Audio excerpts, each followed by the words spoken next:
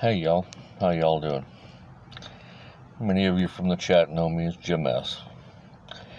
And at the bequest of Papa Prepper and Blake Ferry, it's, I guess, time to get a channel started. So here goes an introduction. Came out to the bug-out vehicle. Pretty day outside here in southern Michigan.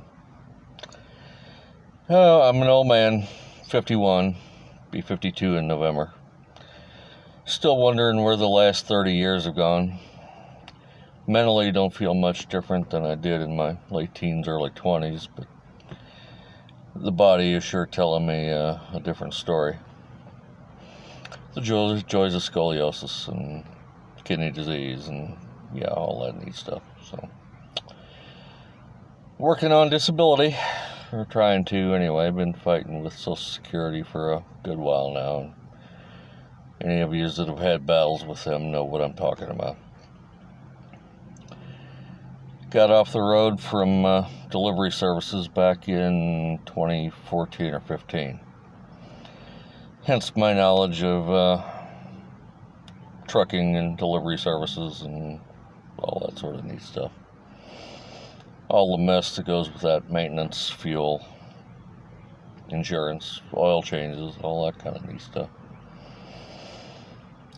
Did that after 15, 16 years on the road. Logged right at about 1 million miles.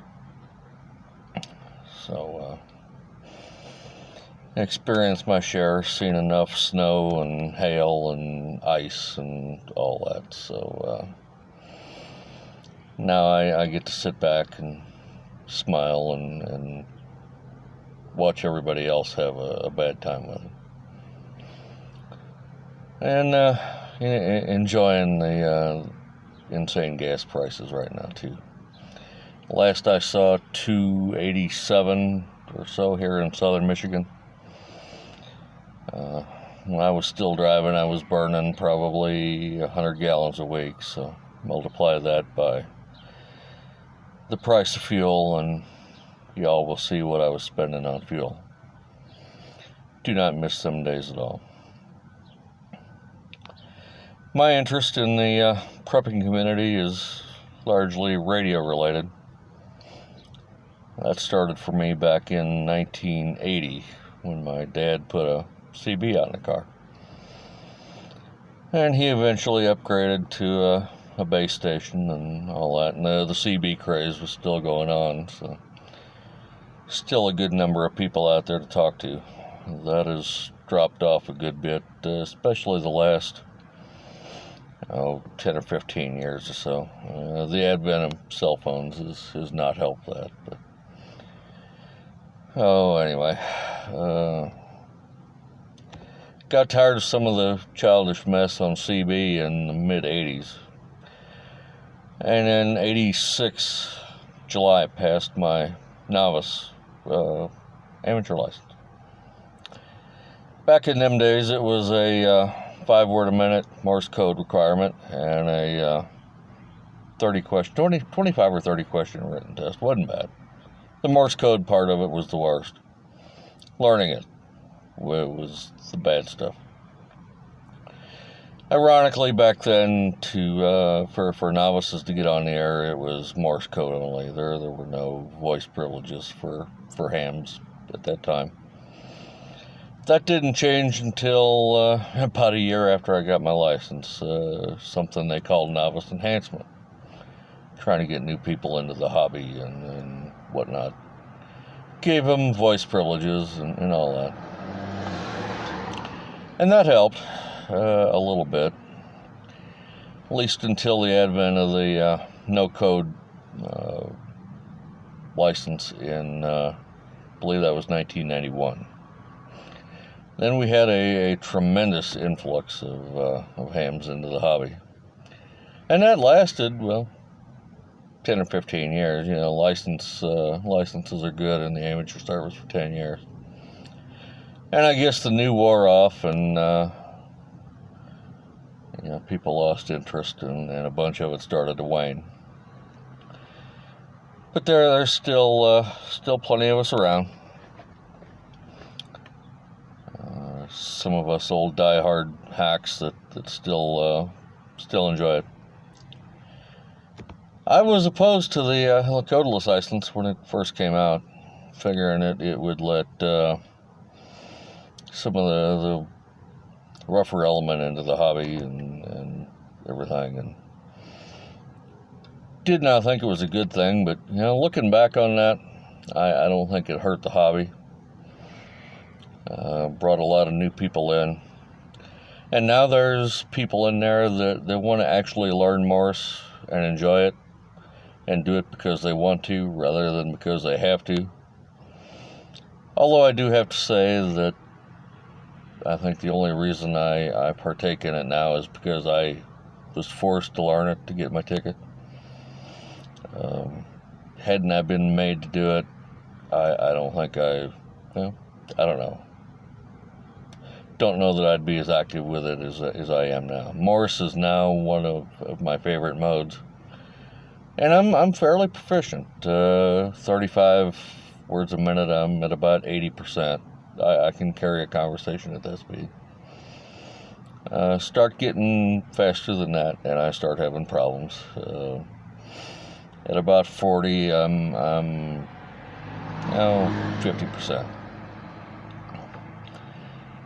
But back in them days, in the 80s, then after the novice was the technician. That was a 50-question written. Again, fairly simple. Then to go from technician to general, you just passed a 13-word-a-minute code test. That one got easier because I got on the air and was doing it. Then to go from general to advanced, you had a 50-question written. And everybody back in the day complained about the advanced written. How difficult it was and that it was worse than the extra and this kind of mess. Well, I got real fortunate at the time. I was taking a class at the community college in AC circuits. So much of the material that was on the advanced, I was taking in the AC circuits class. So I really had no problem with what was on the advanced class written. The extra is where it got interesting for me. 20-word-a-minute Morse exam and a 40-question written. The CW was no problem. I passed it on the first round, no problem. That 40-question written note ate me up. It seemed like it took me 3 attempts to pass. Finally got through that. That was in April of '89. And I've enjoyed the fruits of it ever since. Looking at the extra class question pool now, I don't know that I could pass it again if I had to. It has changed that much in the last 30-odd years. A lot of the digital stuff and computers have just completely changed the hobby as they have everything else. That's how that goes. Also, still play with the CBs. Have one set up in the house right now, a little balcony antenna out and back, and enjoy talking to a few of the locals.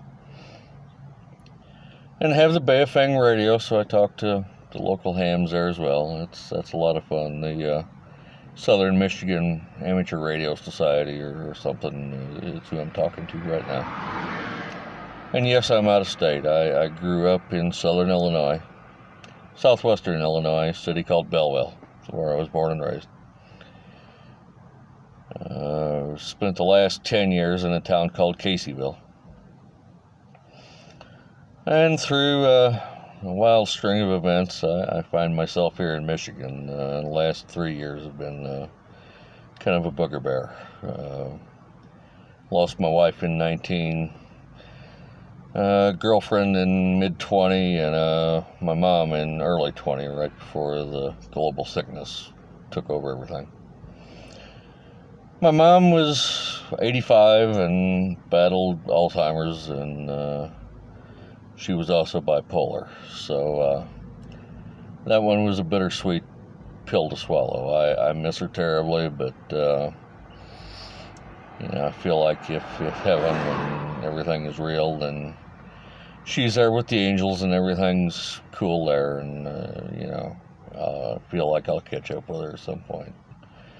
And she's in a better place now where the bipolar and the Alzheimer's can't mess with her anymore, and that to me is a good thing. My wife, on the other hand, that one haunts me. I was the one who had to make the decision to take her off life support. She was having respiratory issues. She couldn't go from the bedroom to the bathroom without gasping for air. And by the time she sought medical help for that, things had progressed to the point where there was no saving her. So, and she was only 49 when I lost her.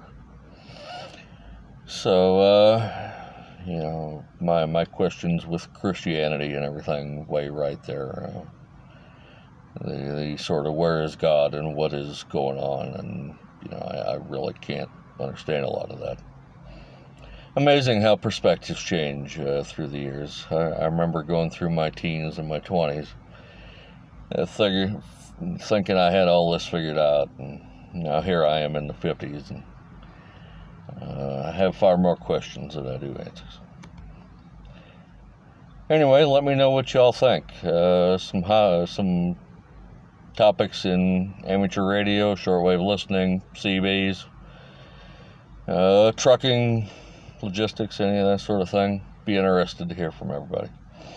And we shall go from there. And future videos, we'll discuss the preps and all that neat stuff too. I do love the prepping community and all the stuff going on with that. So.